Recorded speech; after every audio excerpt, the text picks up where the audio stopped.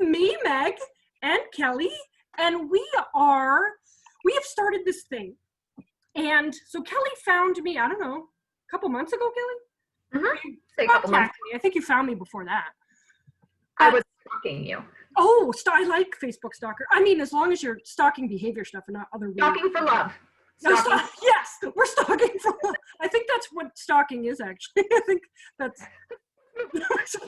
So we are the two behavior... So our title of this whole thing is Two Behavior Worlds Collide. So we're talking about analytics, skills, and needs. So it's me, who is a certified behavior consultant, and Kelly, what's your title, Kelly? I'm a board certified behavior analyst. Yes, so she's a BCBA. So you hear me not agree with what Kelly does, and Kelly, I don't know if she doesn't, the BCBAs don't usually agree with me, so we're usually in a fight. And so Kelly and I are not in a fight. And we came together because there are things in my world that don't make sense to her, and things in her world that don't make sense to me. So we are coming together to find out how we can find a middle so everybody can understand that we're keeping children first, that we're keeping love first, that we're keeping kindness first. So today we're talking about, I know you guys are gonna be so excited, Elf on the Shelf. We played with two titles. For the love of Elf on the Shelf. I do a workshop called For the Love of Circle, and I think, Kelly, everybody is like, oh, I love circle time. So they think it's for the love of circle. And I was like, just so you know, it said like this, for the love of circle. So it's the same with Elf on the Shelf, for the love of Elf on the Shelf. And the other one was, are you spreading Christmas fear? And those are both Kelly's titles, and I love them. So Kelly, why don't you introduce yourself first, and I will go second. Awesome. So, hi guys. My name is Kelly Siphon. I'm a board certified behavior analyst. To get there, I needed a master's in education and then a couple of years of work in behavior analysis and some extra schooling on top of that. So it's a lot of science and then some science, then you do some science and then you work with kids, and it's awesome. And there's a lot of different things in behavior analysis that are super cool and I love. And there's some things where I'm like, man, we could really do this better, which is the reason that I seek out different opinions and different ways that behavior is looked at in the world. And then I saw Meg. I was like, oh, this is a good one. We've got lots of love. We've got lots of kindness, focus. We need to talk.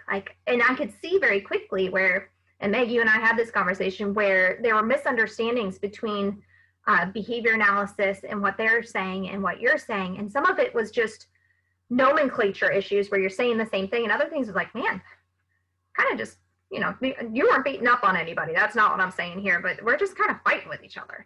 So how can we have a really good conversation? And I am so excited that we get to be a part of that. Yes. So I'm Meg. I am not a board certified anything. Board certified squirrel. I'm a BCS. Right? I have a tractor that's a BCS, but that's separate. Maybe that's the next one. It's Italian. Right. So I am a certified behavior consultant. So here's the tricky part of what I do. I have a bachelor's degree in communications. It's like to sell media space on the radio. That's what my first degree would be in. That's nothing really to do with communication, like communicating with kids. That doesn't help me at all. Then I got a master's in early childhood education. So people think I can only teach to age 8. And I don't have any idea what to do with kids that are 9 and older. The magic line. The magic line, like there's a line. And people are like, oh, but you're only an early childhood educator? Yep, I also know what to do with 10-year-olds and 15-year-olds. And so I have that master's. And I realized when I taught kindergarten in a childcare setting, I taught in kindergarten in a childcare setting for 10 years, that I was really good with the hard kids. So here's the thing. I went back to school for behavior, and it took me a long time because I didn't go Kelly's path. Because because remember when she said science, and more science? I'm terrible at science. I'm in a math and science field, but I do it all relationship based. So the hard thing is a lot of people like, how do you do what you do? And I said, you can go online, and I'm probably turning myself in, and become a certified behavior consultant for $1,200 or $1,500, and it would take you like about a month to get through the class. And at the end, you would have my title. So I tell people they could do that, but then you're going out and you're being with kids, and you're affecting their lives and teachers' lives and families' lives. So you can't just have the title. Because I'm sure, Kelly, you've seen people who are BCBAs and they have the title and you're like, you don't know what you're doing. How'd you get here? God. So loud.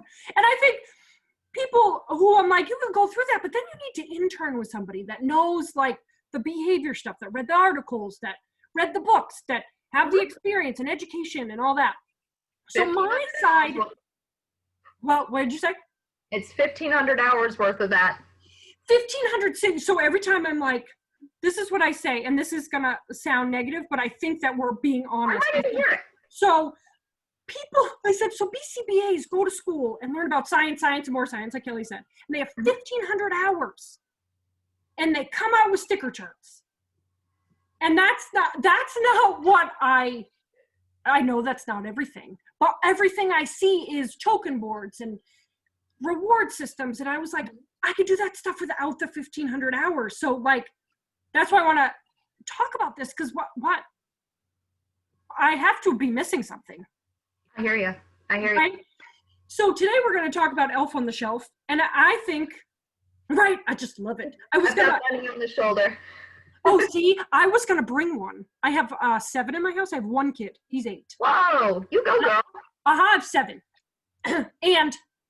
But you're not allowed to touch them. So I thought I would ruin somebody, like some mom or teacher will be watching this and a kid will walk by and see me holding Elf on the shelf, and I will ruin the magic of Christmas.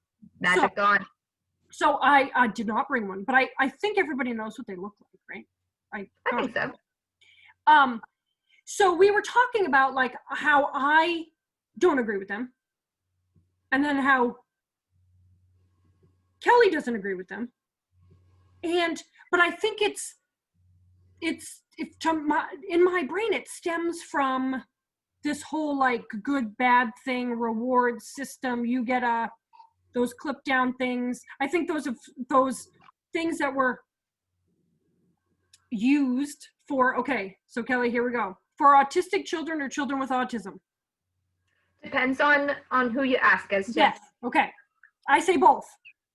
Because I used to say children with autism because they're children first and they're autistic second. Mm-hmm. But then I was messaged by a couple of people with autism and they said, it's just autistic people. We're proud of it. And I was like, okay, I don't really know. And people have tried to correct me. I was like, it's both ways. So children with, see, now I have a squirrel. I don't even know what I was talking about. So child with autism or an autistic child. Oh, it's kind of bled down into these reward things that are made for those kids in the ABA field. And now they're trickling down, but we both agree that they're not kind. So tell the story you told, what we talked, of course, like 20 minutes before we even did this. So tell me the story of like why you seeked out? Yeah. Seeked? Yeah. Is it seeked? Well, it can't be like sucked out. Suck out? That can't be it. You know. Cut the tape. That can't be it. So seeked out different, right? You had a moment where you were like, that feels gross. So tell us about that, because I think that's the part that is important. Certainly. So when it comes to different reinforcement systems, most of the time I'm 100% with you, Meg, where it's like candy for math problems. Oh, what? That one hurts my heart. It hurts. Yeah, I hear you. Now there are times, and this is another subject for another day for sure, but there are times that I go, okay, I see how this can temporarily be used well, faded out and immediately put into natural things in order to get something really difficult started. Potty training is one that people often use, but sticking on subject. So I was working with kids, loving what I was doing. And I I reached a couple of friends where I either, and I call kiddos I work with friends, so you'll hear me say that a lot. Oh yeah, my friends I was working with. So I had a couple of friends where one had some things going on where I was just going, I just need to drop everything that everybody says I need to be doing and just focus on letting this kid enjoy some time. They got off of school, now they have to see me for a couple hours. Let's just enjoy some time and see if we can get working. And I had another friend who wasn't making much progress, and I was just kind of in one of those funky moments. And with the first friend, as I just went, oh, okay, let me step back and just see what this friend really enjoys and how we can just focus on how do we get more of that in your life. Everything changed. And I was like, oh my God, am I just a jerk to kids? Like, is everything else I've been doing, am I just mean? And I had this whole moment of like, oh, was I supposed to be doing it this way the whole time? And I've been, you have those moments sometimes you're like, I'm questioning everything. And that's a part of behavior analysis, to sit back and question everything. That's one of our principles that we work on. I won't say that I'm always 100% on that. I definitely have moments where we've talked about this before, Meg, where it's like the science, yes. And see, but then I have those moments of like, wait, there's more. And you gotta stick to making sure that you're conceptually sound, and there's a lot more in the world to pay attention to. So what I realized was the way that I was interpreting ABA, that I was using ABA, was not the best way that it could be done. And I really had to take a step back. And I mean, and Meg, I haven't told you this, but I had to take a couple months off. I had to stop working in the field the way that I had been working and just go, oh my God, what am I doing? What have I done? And I'm starting to come around and be like, okay, how do I get back into this field and make it better? Because that's some really good science that can be used badly. So how do I use it right? And how do I find different things that are going to make everything kinder and are going to make more people have a positive experience, and going to make sure that we're putting loving thoughts forward first instead of progress. Or my other big thing that I used to do is I get so excited about the data and then I forget there's a kid that's attached to that data. Like, I see that a lot. That's the part I have. I'm like, I always say like, okay, so there's data, right? The Elf on the Shelf has a lot of data. There's a lot of like people who have things and pizzazz with the Elf on the Shelf, and there's all this data. And I'm like, and people are like, well, how are you going to know what feels, how are you going to know what's better? And I was like, you don't want to work at Walmart at the end of the day? You don't pass Walmart and you're like, I'm going to work there because this stuff is hard. And sometimes if all you're doing is collecting data, how are you knowing the kid, right? How are you forming a relationship when you're just checking stuff off? Because I think the kids are like, what are you checking off over there? What are you doing? And that's something too, and this isn't directly on Elf on the Shelf, but now I let kids, like if kids want to look at what I'm writing, they get to see everything that I'm writing, and I explain every piece of it. And if I'm not comfortable explaining what I'm writing down, maybe that's not data I should be taking, or maybe I need a different way of taking, or what have you. Because I work now with very verbal kiddos that can read and that are very curious, willing to say, you're doing something. Yeah, right. Good secrets are no fun. Secrets are for everyone. You're right, kid. You're right. Yeah. So talk to me about, so I think Elf on the Shelf is, I like what? You got 7 of them. It can be fun. I like the part where they hide, where they do tricks, where they poop in a wine glass and there's Hershey Kisses or chocolate chips. I mean, who doesn't like that? I like to look at it all on social media now has all the, like if you ever were like, what am I going to do with Elf on the Shelf? Yeah, social media has all the things. So I enjoy them. My son obviously enjoys them. He's 7. And it's the whole month of December. To be honest, we have them all year long. We get to touch them. We play with them. We name them. We break all the rules. I'm a rule breaker. And he cried when the Elf on the Shelf came, and I said, oh, we're not allowed to touch it. He cried. And I thought, what? Why are we crying? This is supposed to be fun. The hard thing is that there's all these like clip down systems and naughty and nice. And so what's the other side of the behavior take on this Elf on the Shelf business? certainly. So I have my handy dandy whiteboard. Oh, she said I have a whiteboard, and I was like, I have a frog with eyeballs. I don't have any whiteboards. If you know me well, you know that I just don't have any of that stuff. I have to draw out everything. So yeah, Megan's going to do us a huge favor when I get into my jargony nerd mess, because I can, and I love my jargon, but it doesn't make any sense in English. She's going to let me know so we can translate and get back to English useful words. Oh, wait, before you begin, I'm ready. The one we talked about off camera, we have to say that one. Oh, we were talking about, we were talking about the concept of pairing as and caveat real quick, behavior analysts and those in behaviorism and all that, you may not agree with everything the way I define it, exactly how I conceptualize it. That's totally cool. We can't wait to hear your opinions as well. So that's true. That's true. So looking at pairing, and specifically we were applying it to talking with a kiddo about something that they like. And Meg asked, well, there's no way that talking to a child about something they like has a sciencey term behind it. And I was like, yes. Wait, guys, wait till you get the term. It's so yeah. good. So specifically what we're looking at there is pairing.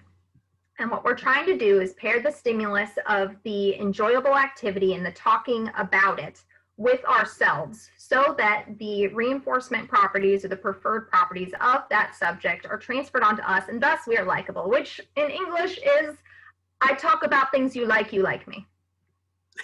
Oh my gosh.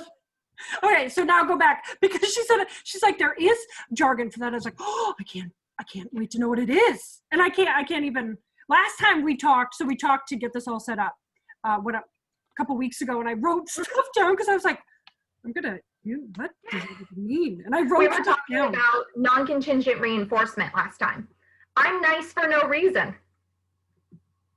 That's one way to look at non-contingent reinforcement. Like, I'm just going to do nice things. You don't have to do anything. You don't have to have done something if not done something. I'm just going to be nice to you. And once you have those things that you need, you probably won't act out to get them because you already have them. Right. Reinforcement. I did write non-contingent reinforcement, and then we got off the call, and I looked back at it at night, and I was like, I don't know what that means. Yeah, the hell is that? Okay, so talk to you about the Elf on the Shelf thing.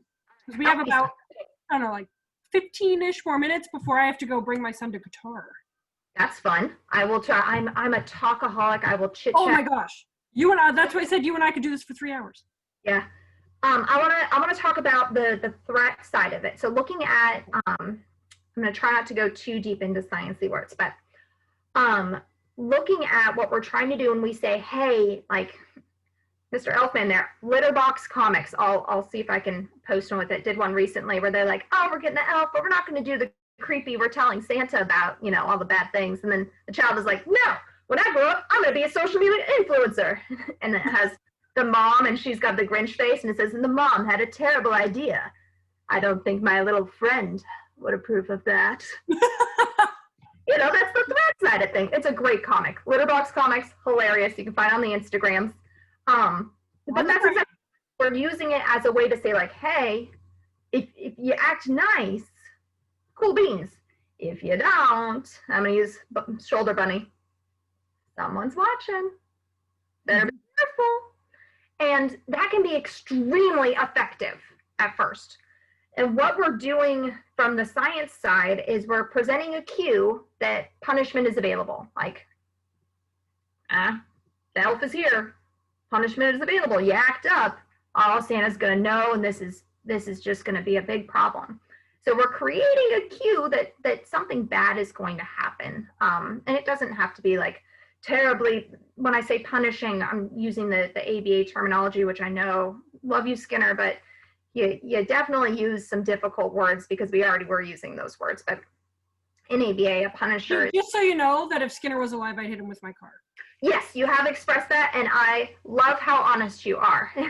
Let's keep up the honesty, because that's how we get these good conversations. Yeah, yes, exactly. You must be honest. So yes, there's things I love about him. There's things I don't like as much. I don't like anything about him. Respect. I completely respect that you are not feeling okay, the skin. So I don't even like the word punishing either, because that makes me think of like physical punishment. So like Certainly. Kelly wrote me notes beforehand and I was like, oh, she wrote definition of punishment. In quotation marks, she wrote a consequence. I was like, those aren't the same for me. So they're not for us either. A consequence is something that happens after a behavior. It can be a reinforcer. All that reinforcer means is it's going to increase the likelihood of behavior, or a punisher. It's going to decrease the likelihood of behavior. Again, why in the world he would use punisher when it was already had all these connotations, was already a word? I don't know. Yeah. But that's all that it's meaning to say. Now, because it has those connotations, we get into some really ugly stuff sometimes where that's exactly the picture that comes of it is this is, physically hurting someone or taking away everything or what have you. Or emotional wellness is broken, right? Which is hard to fix sometimes, to put back together, to construct, Absolutely. to make you feel good. Yeah. Absolutely. So one of the things that I want to talk about is, let's say you do present, you're like, careful, he's watching, and it works beautifully. I've seen super cute pictures that also kind of make me sad of kids like standing in front of the elf and being like, I'm holding clothes. Oh yeah, I've seen that too. I'm doing it. And they're super cute kids and nobody meant any harm and they're probably not harmed by it. The next step from that is now what we've got that, like, it's a miracle moment. Like, oh my gosh, thank goodness it's working. But adults try to chase that miracle forever. Yes. Yes. So what we see is habituation. That's the science word behind why fancy. we say what? Fancy. It's fancy. Yeah. Habituation. Fancy. Yeah, I like to write it down. Okay, go ahead. Keep going. Absolutely. So that's just, and I might not write anything on my whiteboard, but I got it here. It's like it's an emotional support whiteboard.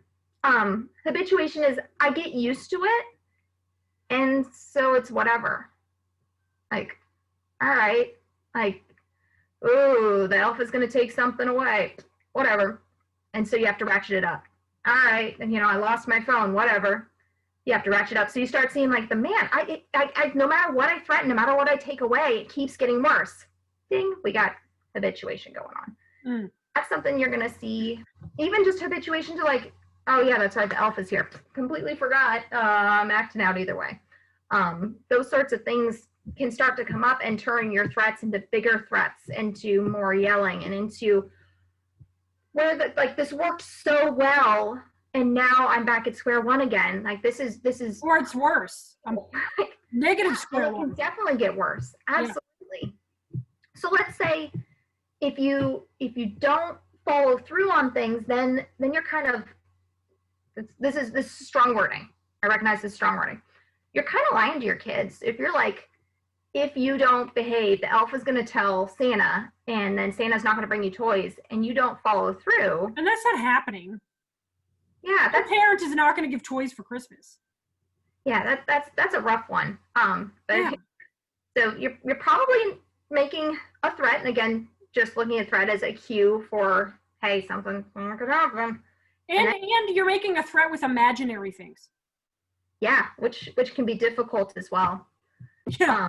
Let's say you do follow through. Well, then we've got avoidance. So, like, let's say the elf writes. I've seen the elf writes back like, "This is Santa. Here's the warning." Like, for real, it happened. So you're following through on a degree. What you're going to start to see perhaps is some avoidance. So some of that, I don't want to be around you. I don't want to be around the elf, or I am only going to do these things in secret. And a lot of those, if you got friends with a lot of anxiety, you may see that start to increase. Yep. You may start hearing yourself say things like, "What? Why are you hiding in the closet eating those cookies for the bake sale? Like, what are you doing?" And kids being like, "Because they're really good. That's why I'm hiding in the closet and eating them for the bake sale. They're really good, and I didn't want the elf to see me." Those right, sort right. And then parents would say, "But they have magic eyes. They can see through the closet door." And you're like, right, the things we come up with. Now talk about what happens in January. Yeah. So remember we had that cue that the punishment's available? Bye-bye. It's gone. Yeah. So then we're back at square one, or even you might even see just on Christmas Day, as soon as we get the presents delivered, parents, I've heard things like, "You have all this awesome stuff. What on earth?" They're like, "Why are you acting this way?" Mm-hmm. Well, the Punisher just got booted. So we haven't used this time to create skills or create reinforcement are engaging in those better skills. And again, reinforcement doesn't mean stickers and candies and cookies. It can mean a lot of like, hey, I'm here to support you and you're rocking this. And I'm so proud of you. Like, that's some good stuff. And instead, we've leaned into a threat for a little bit, and it could have worked really well. And So your kids behave November to January. yeah, you know. Or only the month of December. Yeah. 25 days. But we've trying to chase that initial, I see that with sticker charts and with token boards, and Oh yeah. it works really well for that little bit of time. So adults are always chasing Yep. it. I want to get that back. So they up the ante, and I've seen that happen. I'll give the kid I always tell this story about a kid had to sit still at circles. So if he did, every 5 minutes he got 1 star. And if he got 5 stars for every 2 minutes, which is 10 minutes, which is outside a child's developmental stage and attention span, he got a nerd, like 1 candy nerd. Like, yeah, like the little ones that if you swallow them, you're like, oh, I didn't even taste it. And then you have to, like, you can chew it and swallow it. And the poor kid was like, every time he got a star, he's like, what? And then it was working great for 3 days. And then they had to up it to a jelly bean. I was like, well, now nerds are out. He's never going to work for a nerd once he's gotten a jelly bean. I remember the day they stopped, he had a full Snickers bar. whoa, good on him. Yeah, right? And I thought, who's the smart one here? It is not you guys. You guys are, and what is he needed movement. He was a mover and a shaker. He was outgoing. He had a fast brain. He had a fast body. He needed lots of heavy work. He needed an OT to work with him. He needed variation of seating. None of that stuff had to do with, right? So then you move those stickers and the nerd, to Elf on the Shelf. What happens? The elf on the shelf is watching you, but the elf on the shelf doesn't say, hey, dude, do you need a wiggle cushion? Like, hey, dude, I know that are you ready? 39 minutes for circle time. Hey, dude, is 39 minutes too long? You should tell your teacher 9 minutes. So none of that stuff is happening. So if Elf on the Shelf went away, it's exactly what you're saying. And what you're describing there, we would call antecedent interventions. Doing things that Of course you would. Of course you would. I know I got words and I love my words. Oh, no, I like your words too, because I'm like, I don't even think I can spell antecedent. I can't, not out loud. Oh, no, me either. So what is an antecedent intervention? Ooh, that's a tongue. All that means is before the behavior occurs, we set you up for success. Now, there's other ways that we can use antecedent interventions, but in this particular case, we're not going to wait for the behavior. We're going to go, what do you need beforehand? So you need a wiggle seat. Great. You need to be moving. Great. So they're proactive. They're proactive instead of reactive. Yes, which So is those are my. Mm-hmm. So I just say we want a lot of our strategy to be proactive. If we have a kid that moves a lot, let's give him all these things before he starts to move a lot. Because when we're reactive, right, we're emotional instead of logical. See? Love it. I just didn't have the words. And I worry that I've read a lot of behavior plans with all of this antecedent intervention, habituation, all the other thing you said about be nice to kids thing. Yep. That you know what you're saying. And I kind of know because I'm in the field, except I'm on the non-jargon part of the field, that I don't know that sort of stuff's helpful for teachers. They read it and they're like, who's going to explain all this to me? Sure. And it feels so serious, and then teachers feel dumb, and then what happens? They can't process. Our ethics code is to be able to write things in a way that it can be read by the person who needs to read it.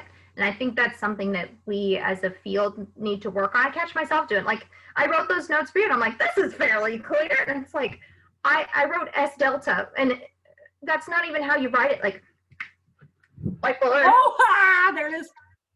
I would normally be writing it like this, which is literally an S and a delta, but in the paper I wrote S delta, and it's like, well, Stelta? Like, I was like, Stelta? Is that like a...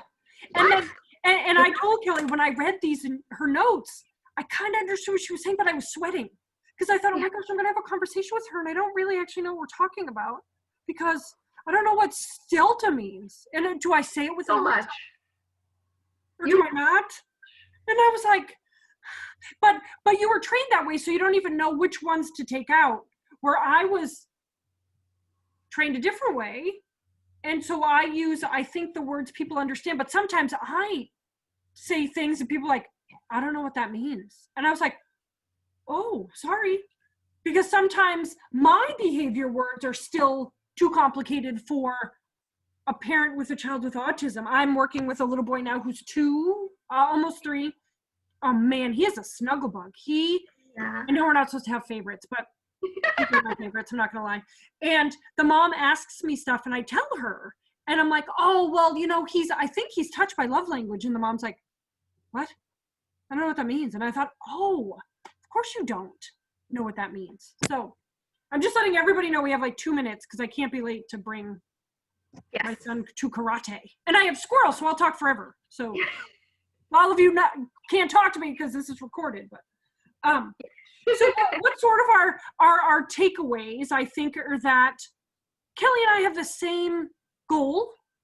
And I want to say a lot of people in behavior have the same goal, is that the children are successful, right? Absolutely. Would that be your goal? That would be my goal. How we get there, we're kind of on different paths, but we're trying to figure out, instead of doing this way and meeting the kid, is to just go this way. Right through the middle. So do you have so my takeaways is that I'm interested in this jargon, this language. Jargon kind of feels negative to me, but this language, so I can start to interpret it and know when I share things and people that are BCBAs say things to me, I immediately sweat and get mad. So my takeaway is now, at least, always like, if you get something with all this jargon, you just let me know and I will translate it for you. And then I will help you form an answer. And I was like, yes, because I think I can help now go out into the field and help do that. So what would be your takeaway, do you think? My biggest takeaway, I think, is that I want to continue these conversations so much. So the more we talk about what we like about what we're doing and what we can change and the parts that feel icky and the parts that feel good, it makes me even more confident that doing conversations like these, that having these open, difficult conversations in a super fun and relaxed way. Yes. I find it difficult with you. I find it difficult with a lot of other BCBAs. Certainly. It's a difficult subject to broach because there can be so many big feelings on both sides. And I'm so excited that we were able to find a time and a place in a relationship within which we can have these big conversations, but have it be, like, we're gonna be okay, guys. We're gonna be okay. and I always, my gauge is always, right, a lot of people say like, oh, I want to do this with you. And the minute I meet you, I know if it's going to work or not work. So I've never met Kelly in person. She lives in North Carolina, right? Yeah. Yep. It's warmer. Here it's like 26 degrees. So I'm in New Hampshire. So the minute I met Kelly, I was like, oh, she's fun and funny good. Because at first, when she first messaged me, I thought, I can't believe she wants to be my friend. I'm like, if I get on the phone with her, and guys, I told her this, that I thought there was like a 1% chance it was going to work. Because I thought if she comes in and she's all serious and like, and all the things she says I don't understand, and I look stupid, I'm not going to do it. If I'm sweating and I leave with a headache, I can't do it. Yep. And that is not how I felt at all. So I was like, oh my God, it was, anybody meet people and you're like immediately friends. I used to say when I was younger, oh, I wish one of us was a boy, or right, not heterosexual. So I'm like, I wish one of us was a boy because we'd have a great relationship. That's very So I wish you were a man or a woman if you like women. I'm not getting into it, but whatever floats your boat. You could do whatever you want. But yes, so it was automatically clicked, and it's a hard conversation. I just don't know if it's hard for us necessarily. No, I'm enjoying it. And I'm learning so much, and I'm getting, like, talking to you about different subjects and getting like, oh man, if I would have just thought about that from the beginning, I can take this really cool way of looking at it and I can translate it back to ABA terms so I'm comfortable with it. But I don't have to start in ABA first. I can start with, oh, this is really cool. If I can conceptualize it, then it's totally within what I can do. And I'm the other way. I hear your words, Yes. and I have to put it into my words so I can better understand. So right, again, you're here and I'm here. We're meeting in the middle. Yep. Isn't that a song? Country song, I think. Meet in the middle. Yeah. I don't know. I'd say we could put that in. We can like, yeah. Meet in the middle. Meet that old Georgia pine. I think it's a Georgia pine. Oh, look at you. I was going to say we could put it at the beginning, but I don't know how to do that. We're lucky. We're lucky that Kelly and I, you could see us and that we are here. Oh, I think we're supposed to I don't know how to do that. Take a picture of us on screen. Someone told me to do that. Okay, ready? Oh gosh, this could be interesting. Without me, but how are you going to see how am I going to do it without my camera? I don't know. Perhaps we should end the recording and then take our picture. We'll see. Oh, yeah, that would be good. Plus, you gotta go to guitar and karate. Yes, and I want to say that we're going to do this, I think bi-weekly maybe. So whatever our next one is, the next one, people are going to be invited to join us and have questions and answers. So this was just like hey, look what we're doing. We're kind of crazy girls in behavior, and we want our behavior worlds to collide gently and lovingly. We want them to collide with a hug. Oh my gosh, that's easy. Okay, so that's what we should call it. Two behavior worlds collide with a hug. Oh my gosh, that's so cheesy. But that's what we want. And now we want BCBAs to come in. We want parents to come in, teachers to come in, people that are in behavior like me that aren't BCBAs. There's not a lot of us, I don't think. But so we want all of you guys to join us, and it's going to be an hour. It's going to be for professional development, right? You can sit here and laugh and drink water and have a good time and eat your grilled cheese. And then, so we'll be back. I don't know what we're going to talk about. It'll probably be after the holidays and in January. So we can't talk about anything else on the shelf. That's why we came this time. And we'll talk about, I don't know. We don't know yet. It'll be a surprise. And you'll see us. It'll be on Kelly's page, which is what? Applied Behavioral Happiness. Applied Behavioral Happiness. And mine is Meg Thompson Behavior. They told me to use my name. It's so boring. You know what I wanted to call it? No more sticker charts, or I say bad words. But they told me I was allowed to do that. You have to use your name, which everybody spells wrong because I put 2 G's in Meg. They must spell your name wrong because it's I-E and not Y. All the time. All the time. So we will see you back here at the beginning of the year. And thank you for tuning in if you did. And if not, then it's just Kelly and I talking to nobody. Hey, I'll take it. I'm having fun. Hi, everyone. Oh, I have hold on. I have to figure out how to stop recording. Okay. Pause recording. Okay. Now let's say bye again. Okay.